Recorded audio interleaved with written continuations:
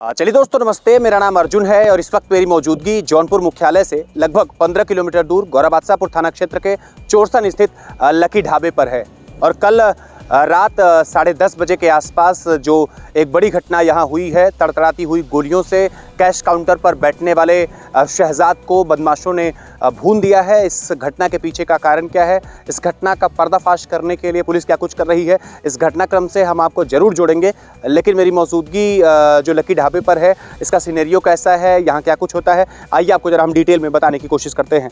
मैं बिल्कुल अंदर लकी ढाबे के मौजूद हूँ और आप यहाँ बिल्कुल पीछे की तरफ देख सकते हैं कि बहुत सारे खाट लगे हैं। ये खाट इसलिए लगे हैं कि तमाम आसपास गांवों के लोग, अन्य जनपदों के लोग जब इस रास्ते से होकर के गौराबादशाहपुर, आजमगढ़ और जौनपुर होते हुए निकलते हैं तो यहाँ ढाबे पर परिवार के साथ रुकते हैं, भोजन करते हैं और इत्मीनान के साथ अपने घर की तरफ चले जाते हैं। ये वाला भी हिस्सा आप देख सकते हैं कि मंडैया बनाई गई हैं, बैठने के लिए एक अच्छी व्यवस्था की गई है। लेकिन एक शर्त यहाँ रहती है, इस ढाबे के ऑनर से हम बात करेंगे। उन्होंने स्पष्ट तौर पर ये दिशा निर्देश अपने कर्मचारियों को दे दिए हैं कि किसी भी तरीके से यहाँ शराब नहीं पी जा सकती है।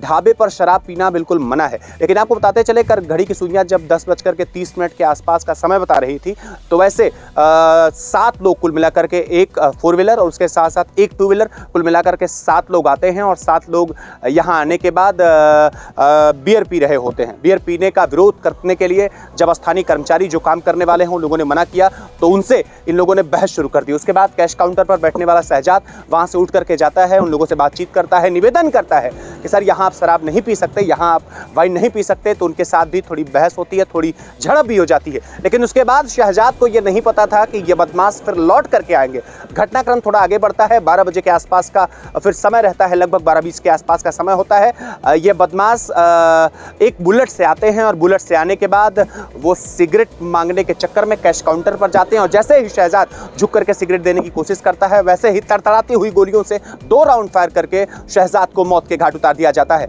जब शहजाद को गोली लगी तो उसके बाद शहजाद यहाँ से निकल करके उसे जिला चिकित्सालय जौनपुर ले जाया गया, लेकिन वहां ले जाने के बाद डॉक्टर्स ने उसे मृत घोषित कर दिया है। ये एक बड़ी घटना है। सरायख्वाजा थाना क्षेत्र के रहने वाले शहजाद निश्चित तौर पर बहुत शरीफ हैं, ऐसा यहाँ काम करने वाले लोग बताते हैं। लेकिन ये घटनाक्रम कैसा रहा है, कैसा नहीं रहा है, ये सवाल अपने आप में बहुत बड़ा है। घटना बीतने के बाद आज सुबह से ही पुलिस वालों के लगातार चक्कर लग रहे हैं। पुलिस के एक बड़े अधिकारी ने यह बात भी स्पष्ट तौर पर कही है कि पुलिस की कुल मिलाकर के 4 टीमें लगा दी गई हैं और जल्द ही ऐसे अपराधियों का पर्दाफाश कर दिया जाएगा। आखिर कौन इस घटना के पीछे शामिल था, मेरे साथ बातचीत करने के लिए इसी ढाबे के ऑनर पप्पू भाई हैं। आइए जरा उनसे बातचीत करते हैं। सबसे पहले आपसे जरा जानना चाहूँगा, ये सवाल मैं जानना चाहूँगा, कई प्रकार की बातें निकल करके आ रही हैं कि ढाबे पर शराब पीने को लेकर के विवाद हुआ। पूरा घटनाक्रम आपके दिमाग में क्या कुछ बन रहा है?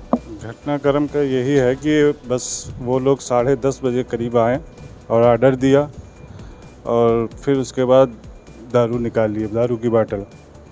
उसके बाद वही शहजाद ने उनको जाके मना किया कि यहाँ शराब पीना मना है, तो उनके ऊपर उन्होंने हाथ छोड़ दिया। तो पूरे स्टाफ वाले फिर आए, फिर उसी में कहा सुनी हुई, फिर उनका ऑर्डर कैंसिल हुआ कि खाना नहीं आपको खिलाया जाएगा, आप लोग जाइए। बड़ी बड़ी मेहनत से वो लोग बाहर निकले। उसके बाद वो लोग चले गए। फिर करीब 12:20, 12:18 के आसपास मैं यहाँ से 12:10 पे निकला हूँ। करीब मैं 5 मिनट बिथार पेट्रोल टंकी क्रॉस किया हूँ, तभी फ़ोन आया कि सब आए हैं और शहजाद को गोली मार के चले गए।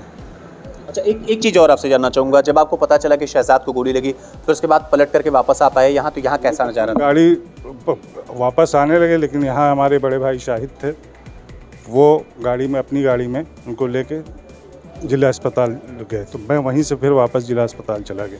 तो सुबह से जैसे ये घटना हुई है, वहाँ जाने के बाद डॉक्टर ने पता चला कि मृतक घोषित कर दिया शहजाद को। प्रशासन अब तक कितना सहयोग कर रहा है, किसका किसका आना यहाँ हुआ है?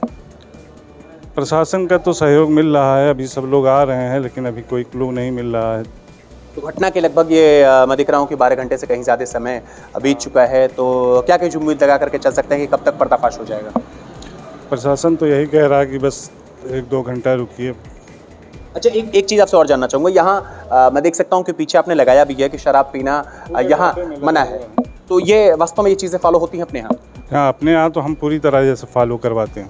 अच्छा, ये कई प्रकार की अलग अलग प्रकार की मान्यताएं हैं। लोगों का कहना है कि ये एकमात्र ऐसा क्षेत्र का ढाबा है जहां परिवार के लोग ही यहां ढाबे पर भोजन करने के लिए आते हैं। तो कभी ऐसा कोई घटनाक्रम पहले हुआ हो, किसी से कोई बहस या फिर इतना उपक्रम हो गया हो, ऐसा कुछ था? कभी ऐसा नहीं हुआ। कभी भी जब भी हुआ है एक दो बार तो यही शराब पीने के लिए तू मैं हुई है। मान गए तो ठीक है, नहीं तो आप लोग भैया जाइए यहाँ से। तो आपने देखा कि मेरे साथ बातचीत करने के लिए यहीं लकी ढाबे के ऑनर पप्पू भाई थे और इन्होंने स्पष्ट तौर पर घटनाक्रम को बताया कि लगभग 10:30 बजे के आसपास पहली बार एक टू व्हीलर और उसके साथ साथ एक फोर व्हीलर से 7 की संख्या में लोग आते हैं और यहाँ आने के बाद सबसे पहले वो ऑर्डर देते हैं। ऑर्डर देने के बाद थोड़ी एक बहस होती है। बहस इस लेवल पर पड़ जाती है कि शहजाद, एक लड़का जो कैश काउंटर पर बैठता है, वो आकर के चर्चा करता है कि साहब यहाँ बियर नहीं पीनी है, यहाँ वाइन नहीं पीनी है, ऐसा बाकायदा नियमों में कहा गया है। लेकिन शहजाद से थोड़ी बहस होती है, उसके बाद पलट करके ये लोग वापस कहीं चले जाते हैं। फिर उसके बाद एक बुलेट से 2 युवक आते हैं। आने के बाद शहजाद, वहां पर कर्मचारी एक और काम कर रहा तो उसे सिगरेट मांगते हैं। जैसे वो लोग झुकते हैं और वहां दीवार के दूसरे वाले हिस्से से, जहां मुख्य रोड से सामने वाला जो हिस्सा है, वहां कैश काउंटर का एक हिस्सा बना है, वहां जैसे ही वो सिगरेट देने के लिए तैयार होता है, जैसे शहजाद झुकता है, तड़तड़ाती हुई 2 राउंड पिस्टल से फायरिंग की जाती है। उसके बाद जैसे पप्पू भाई ने भी बताया कि जैसे तैसे इनके एक भाई है जो है जाहिद साहब, वो लेकर के जिला चिकित्सालय जाते हैं। बीच रास्ते में ही वहां जिला चिकित्सालय पहुंचने के बाद डॉक्टर ने उनको मृत घोषित कर दिया है।